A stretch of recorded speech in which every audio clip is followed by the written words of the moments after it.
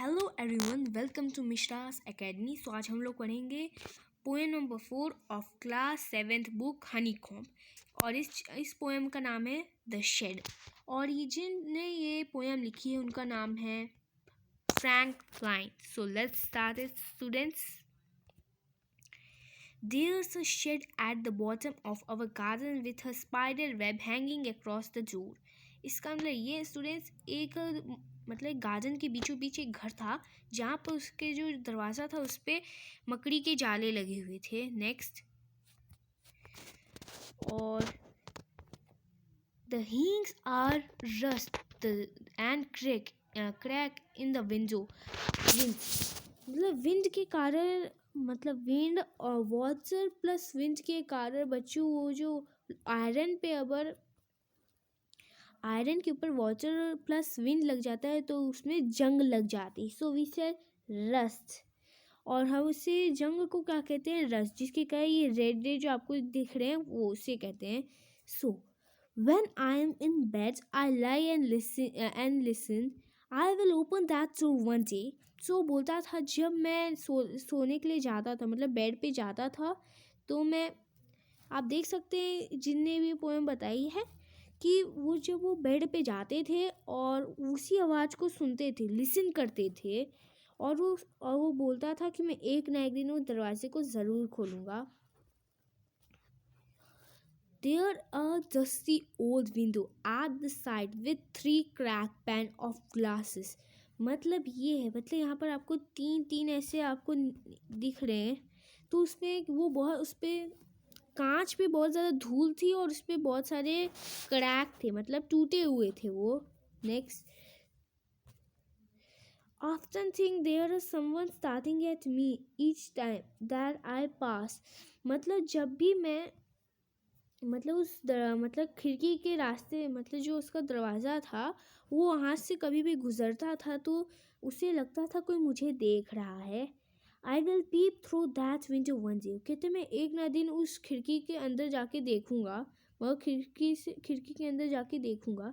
तो वो बोलता था, वो सोचता था कि जिन्हें पोएम लिखी है वो बोलते थे कि मैं एक ना एक दिन ये खिड़की से अंदर देखूँगा, और वो बोलते थे कि मेरे को जैसे ही लगता है मैं वहाँ से जब भी गुजरता हूँ तो मुझे कोई देखता है हर समय। So next, so my brother says there a ghost in the shed who hides under the rotten floor boards. इसका मतलब ये है कि वो जो शेड है, द शेड, उसके अंदर एक घोस्ट है स्टूडेंट्स। घोस्ट मतलब भूत है, और जो हाइट्स मतलब वो छुपा हुआ है उस फ्लोर के अंदर, मतलब फ्लोर बोर्ड, मतलब ज़मीन के नीचे वो छुपा रहता है। ठीक है, मतलब ज़मीन के नीचे वो हाइड रहता है, मतलब छुपा रहता है। उसका बड़ा भाई से बोल रहा था। You can see this the pick.